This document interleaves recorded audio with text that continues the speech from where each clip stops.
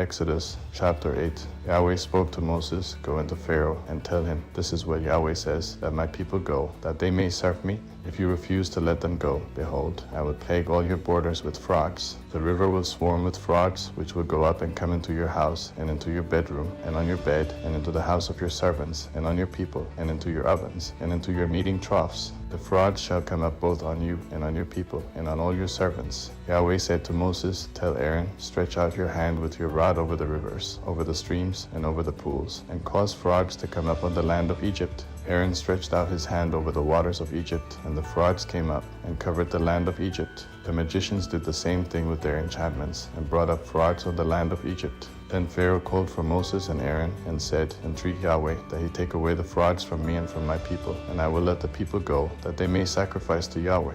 Moses said to Pharaoh, "I give you the honor of setting the time that I should pray for you, and for your servants, and for your people, that the frogs be destroyed from you and your houses, and remain in the river only." Pharaoh said, "Tomorrow." Moses said, "Let it be according to your word, that you may know that there is no one like Yahweh our God. The frogs shall depart from you, and from your houses, and from your servants, and from your people. They shall remain in the river only." Moses and Aaron went out from Pharaoh, and Moses cried to Yahweh concerning the frogs which he had brought on Pharaoh.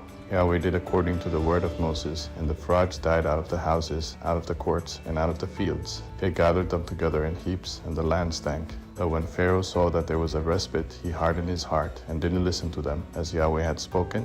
Yahweh said to Moses, "Tell Aaron, stretch out your rod, and strike the dust of the earth, that it may become lice throughout all the land of Egypt." They did so, and Aaron stretched out his hand with his rod, and struck the dust of the earth, and there were lice on man and on animal. All the dust of the earth became lice throughout all the land of Egypt. The magicians tried with their enchantments to produce lice, but they couldn't.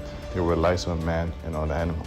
And the magicians said to Pharaoh, "This is God's finger." But Pharaoh's heart was hardened, and he didn't listen to them, as Yahweh had spoken. Yahweh said to Moses, "Rise up early in the morning, and stand before Pharaoh. Behold, he comes out to the water, and tell him, 'This is what Yahweh says, that my people go, that they may serve me. Else, if you will not let my people go, behold, I will send swarms of flies on you, and on your servants, and on your people, and into your houses. The houses of the Egyptians shall be full of swarms of flies, and also the ground they are on.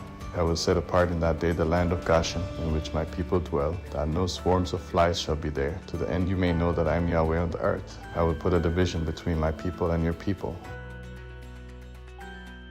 Yahweh did so, and there came grievous swarms of flies into the house of Pharaoh, and into his servants' houses. In all the land of Egypt the land was corrupted by reason of the swarms of flies. Pharaoh called for Moses and for Aaron, and said, "Go, sacrifice to your God in the land." Moses said, "It isn't appropriate to do so, for we shall sacrifice the abomination of the Egyptians to Yahweh our God. Behold, if we sacrifice the abomination of the Egyptians before their eyes, won't they stone us? We will go 3 days' journey into the wilderness, and sacrifice to Yahweh our God, as he shall command us." Pharaoh said, "I will let you go, that you may sacrifice to Yahweh your God in the wilderness, only you shall not go very far away. Pray for me." Moses said, "Behold, I am going out from you. I will pray to Yahweh that the swarms of flies may depart from Pharaoh, from his servants, and from his people tomorrow. Only don't let Pharaoh deal deceitfully any more in not letting the people go to sacrifice to Yahweh." Moses went out from Pharaoh and prayed to Yahweh. Yahweh did according to the word of Moses, and he removed the swarms of flies from Pharaoh, from his servants, and from his people. There remained not one. Pharaoh hardened his heart this time also, and he didn't let the people go.